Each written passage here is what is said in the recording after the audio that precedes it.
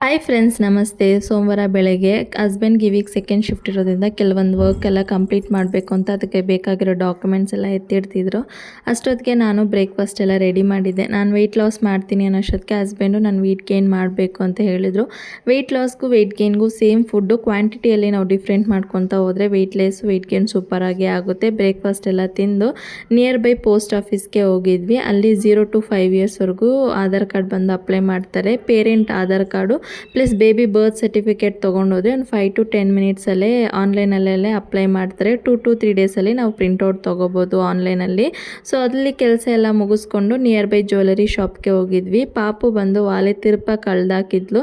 So ಅವಳಿಗೆ daily ಯೂಸ್ಗೆ ಸಿಲ್ವರಲ್ಲೇ ಒಂದು set ವಾಲೆ ಇಸ್ಕೊಂಡು ಆ ಚಿನ್ನದ ವಾಲೆಗೆ ತಿರುಪನ ಚೇಂಜ್ ಮಾಡಿಕೊಂಡು ಸೊ ಹೊರಗಡೆ ಬಂದರೆ ಸಿಕ್ಕಾಪಟ್ಟೆ ಬಿಸಿಲು. ಅದಕ್ಕೆ ಎಲ್ಲರಿಗೂ ಒಂದೊಂದು ಎಳ್ನೀರು ತೊಗೊಂಡು ಕುಡಿದು ರಿಟರ್ನ್ ಮನೆಗಾದ್ವಿ. ವಿಡಿಯೋ ಇಷ್ಟ ಆದರೆ ಲೈಕ್ ಮಾಡಿ. ಬಾಯ್.